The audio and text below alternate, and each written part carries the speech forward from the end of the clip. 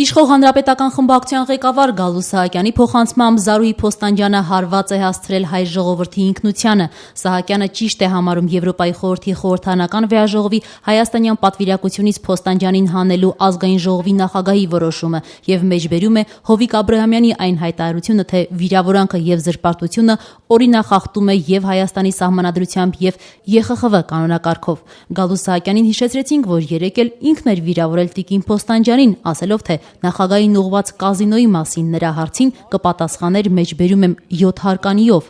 Արդյոք ձեր այդ ասածը նույնպես վիրավորանք չէ, պարոն Սահակյան, այս դեպքում արդեն Զարուհի Փոստանջյանի։ Ես վիրավորելու իմաստով եմ հենց ասել դա։ Բայց չէ, որ դուք ասում եք, որ ազգային ժողովի падգամավորը իրավունք չունի վիրավորելու։ Ամենայն դեպս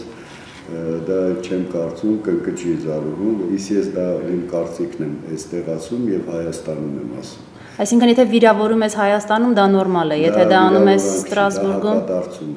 արդյոք վիրավորանքին վիրավորանքով հակադարձելը արդարացում է։ Համաչափ է խոսքս։ Ես ավելի մեղմ տարբերակն եմ ընտրել։ 7 հարկանին դա սեռական բնույթի հայոյանք չէ, սեռական բնույթի։ Սեռական հայոյանք լիներ, ավելի նվազ որակումներով հանդես։ Այսինքն ձեր ասած ավելի մեղմ է, քան Զարուհու հարցը ուղղված Սերժ Սարգսյանին։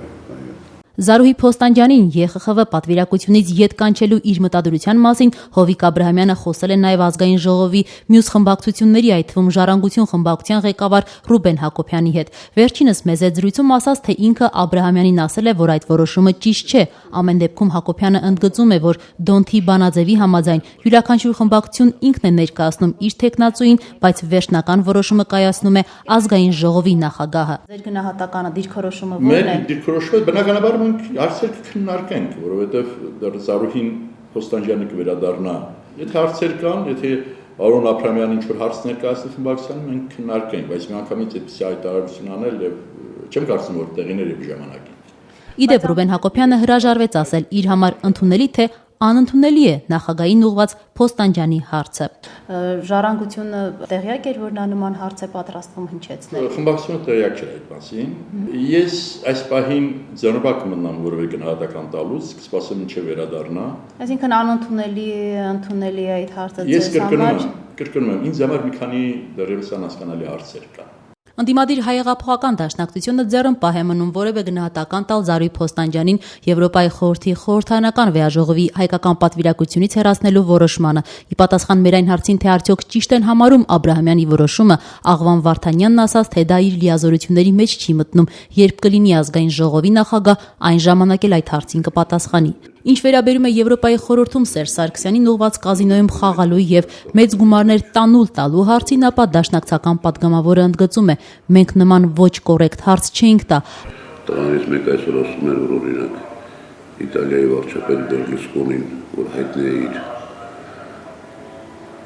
բազմաթիվ սկանդալներով, վարիքերով, տարիների 11-ներ շարունակ, բայց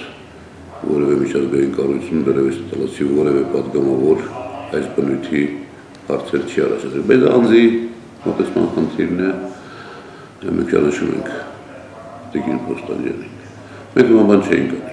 Դες ինչ վերաբերում է ընդդիմադիր հայ ազգային կոնգրեսին, ապա խմբակցության падգամավոր Արամ Մանուկյանը Հովիկ Աբրահամյանի հետ հանդիպման ժամանակ Զարուհի Փոստանջյանի հետ կապված հարցը լուծելու համար ուշագրավ առաջարկ է արել։ Ես առաջարկել եմ ծնող կանչել, ծնողի հետ հարցերը կարգավորել։ Իսկ նրա արձագանքը ինչպիսին էր։ Որոշումից կերևա խորհրդից կլսի թե չէ։ Շատ բարի, իսկ Զարուհու հարցը դուք նույնպես անընդունելի եք համարում կազինոների։